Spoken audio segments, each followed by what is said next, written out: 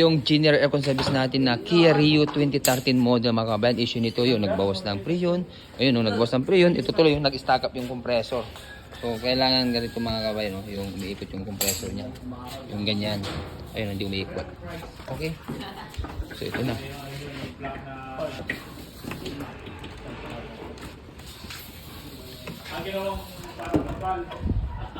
So, general aircon service ang gagawin natin dito. Yan. Binababa namin buo yan para mabilis. Oh. Andahan na. Taas.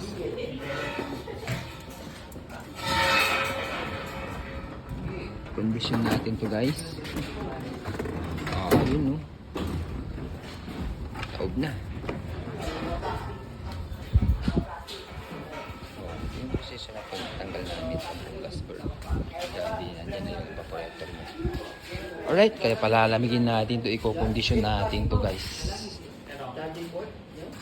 Okay. So yung kagandahan pag mag-general mo, may ibaba mo yung condenser o hindi, may tira na, di ba? Tira nyo, putik dahil yung iba dyan na in-spray, pati yung condenser, hindi 100% malinisan. Mas maganda yung may ibaba mo yung condenser para ma-flashing mo yung condenser. At saka itong, ayun dumi grabe boss, di ba? Hindi quality. Ganyan. Tumulong pa rin to. Putik na mga kababayan. Kaya pag magpalinis kayo, ang mabuting paggawa nyo, ipa-general nyo na rin para sure gold. Yan yung mga natin mga kababayan. Palamigin natin to. Ito mga kababayan, ito tips, itong Kia Rio. Nawala ang lamig. Ang naging issue nito, nagbawas ng preyon. Ang kwento nito, nagpakarga ng preyon si boss. Yun, lumamig. Tapos, nung pangalawa na, nawala na ang lamig. Kasi nawala na ang lamig, bukod sa nawala yung preyon, tapos yung compressor niya nag-stack up. Ngayon, bakit nag-stack up? Kasi, ito ang naging dahilan. May leak mga kababayan. Ito, tingnan nyo mabuti. Boss, tingnan mo rin ito, boss, para may idea ko. Boss, ito. So, ito. Yan. Kaya tandaan nyo mabuti itong sinishare namin. Hindi masisira si compressor natin kung yan, nakikita nyo yan. Yan yung naging dahilan niya mga kababayan. Kaya, siya yung nagbabawas ng preyon. Yun, tuloy, nasira yung compressor ni boss, nag-stack up. Kaya tandaan nyo mabuti, pag humina ang lamig ng aircon natin, o kaya nagbawas ng preyon, kailangan pahanap nyo boss, paggawa nyo. Boss, ito, tinan mo boss, para may idea ka na to, may leak to. Nasira yung compressor ni boss dahil nung nagpakarga siya ng preyon. Nung nagpakarga ng preyon, lumamig, tapos yun, hanggang naubusan na lang yung compressor niya. Alright? So yan yung dahilan mga kababayan. Kaya humina ang lamig dito, tapos nawala yung preyon. Kaya tandaan nyo, hindi naman mawawala yung preyon kung walang mga dahilan yan. Experience na natin to dahil araw-araw ito yung ginagawa natin. Kaya ito, sineshare natin para magkaroon kayo ng mga tips at saka idea. So itong Kia Rio, palalamigin natin yan si boss. Yan, gusto ko happy si boss. Yan boss. Okay. Mga kababayan, yung Kia Rio. So ito yung naging dahilan niya, yung sa evaporator. May leak yan. Alright. Tapos itong condenser niya, yun, nilitis pa rin natin para sure ball. So ganito yung namin proseso na pagtrabaho natin para hindi na pabalik-balik makita natin. Nililigtis namin lahat yan. Yan. Pero ito general. General na. Yan, nakikita nyo yan mga kababayan. Rubber lang yung gitna niya. Okay. Natanggal yung Palalagyan natin to. Yan sabahan natin mabuti para sure bull yung gawa natin.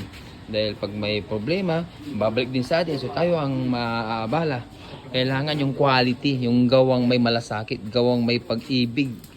Dahil sabi sa unang Korinto 16:14, gawin ninyo sa pag-ibig ang lahat ninyong ginagawa. Okay, so yan guys. Condition natin yan.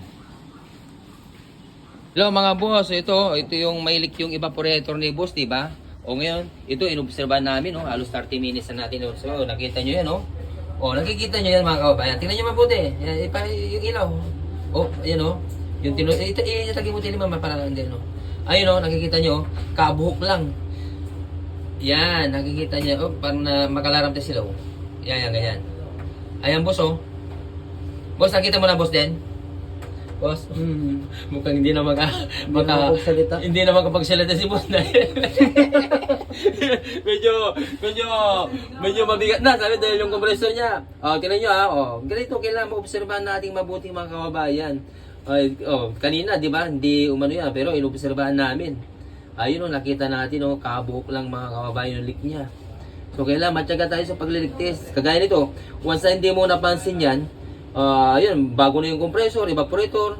Ngayon, mga ilang lang yan, ilang linggo, ihilaw yung labig mo dahil dito. Yan, condenser mga kababayan, yan. Mas maganda yung klaro eh. Ayan, yan, okay, ano nyo, imulot nyo yung mata nyo na parang kay Aaron. Ayan kabuhok So, kailangan talaga tayo. Matyaga tayo sa pagliligtas mga kababayan, di ba? Pag may tiyaga, may blessing.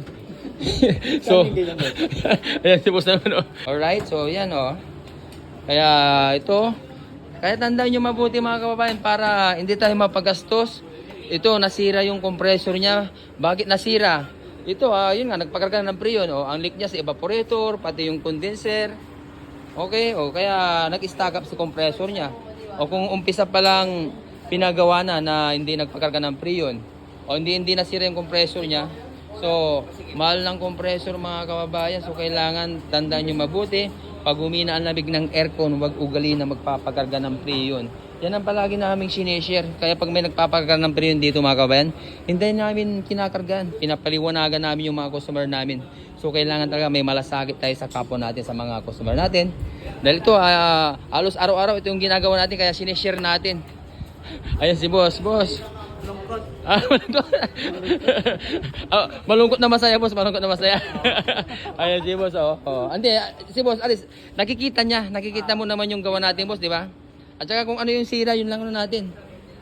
Okay? Palalamigin natin yan, boss. Para mamaya, masaya na kayo. Yun na lang.